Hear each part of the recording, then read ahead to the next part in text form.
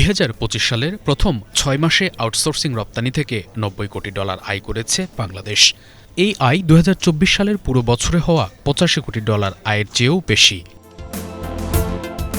এবছরই প্রথমবারের মতো বিপিও ও আইটিএস থেকে বাংলাদেশ $100 কোটি বেশি রপ্তানি আয় করতে যাচ্ছে। তবে এশীয় জায়ান্ট ভারত ও ফিলিপাইনের তুলনায় এ আয় এখনও নগণ্য। তাই আর্টিফিশিয়াল ইন্টেলিজেন্স বা এআই এর সহায়তায় এসব মার্কেটে প্রতিযোগিতার জন্য তৈরি হচ্ছে বাংলাদেশ। সাধারণত আমাদের বিভিন্ন যেমন হচ্ছে সোর্স কন্টেন্ট, তারপর হচ্ছে গিয়ে আইডিয়া জেনারেটর ক্ষেত্রে আমাদেরকে বিভিন্নভাবে সহযোগিতা করে থাকে, যার মধ্যে হচ্ছে কি যেমন হচ্ছে মিড জার্নি, রিক্যাপ, কানভা, ফ্রিফিল, যেগুলোর মাধ্যমে আমরা আমাদের গ্রাফিক ডিজাইন বা আমাদের যেগুলো অন্যান্য পেশা রয়েছে সেগুলোতে আমরা বিভিন্নভাবে কাজকে সহজে করে দিতে পারি। গ্রাফিক্স ডিজাইনের জন্য নিউ আইডিয়া, আমাদের কনসেপ্ট নিতে হয়, এগুলোর জন্য আমরা এআই ব্যবহার করে থাকি। ফার্স্ট অফ অল ফ্রিল্যান্সিং একটা ক্যারিয়ার গড়ার, ফ্রিল্যান্সিং মার্কেট প্লেসে নিজের একটা ক্যারিয়ার তৈরি করার, দেন যদি পারি দেশের লোকাল মার্কেটে নিজের একটা ভালো জব পাওয়ার। আমরা এখানে শিখে আমাদের নিজেদের স্কিল ডেভেলপ করতে পারছি। আর আজকাল জব করতে গেলে যে কোনো স্কিলেরই খুব ডিমান্ড, আর গ্রাফিক্সের তো সবচেয়ে বেশি ডিমান্ড।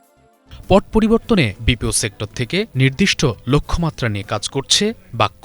ফ্রিল্যান্সারদের আইডি কার্ড, ইনসেন্টিভ সহ নানা ইস্যু নিয়ে কাজ করছে প্রতিষ্ঠানটি।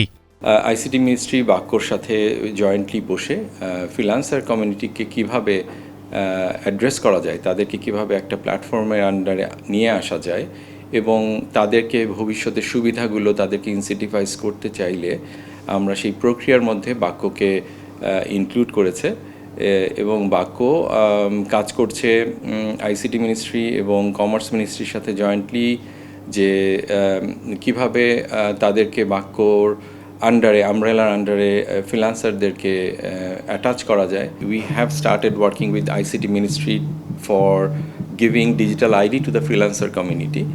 আমরা মনে করি যে আমরা সঠিক সমাধান আনার জন্য যেই ইকোসিস্টেমে যেই ধরনের ফ্যাসিলিটিসগুলোকে আনা দরকার, আমরা সবগুলোকে ইনশাল্লাহ নিয়ে আসব। লক্ষ্যমাত্রা অর্জনে পলিসি সহজীকরণের উপর জোর এই উদ্যোক্তার। পাশাপাশি কমিউনিকেশন, প্র্যাকটিক্যাল প্রশিক্ষণ সহ যুগোপযোগী টুল ব্যবহারে জোর দেন তিনি।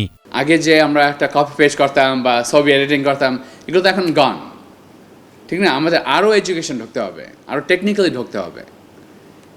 এখানে একটা সরকার একটা বড় রোল প্লে করতে পারে। কিন্তু নাম্বার ওয়ান আমি বলি ইস কমিউনিকেশন এবং সফট স্কিলস, লাইক আত্মবিশ্বাস। সো বাংলাদেশ কিন্তু অনেক ট্যালেন্টেড ছেলে মেয়ে আছে, যারা তরুণ আছে, উদ্যোক্তা মানে করতে চায়। উই হ্যাভ বিগ অপরচুনিটি, আমরা যদি কিছু পলিসি লেভেল যদি কাজ করতে পারি এটা নিয়ে। সো আমি অনেক আশাবাদী আসলে। বিশেষজ্ঞরা বলছেন বাংলাদেশের বিপিও ও ফ্রিল্যান্স খাতে আর্টিফিশিয়াল ইন্টেলিজেন্স বা এআইয়ের ব্যবহার প্রাথমিক পর্যায়ে।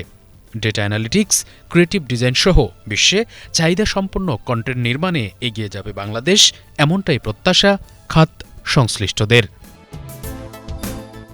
শুভ ইসলাম, বাংলাভিশন, ঢাকা।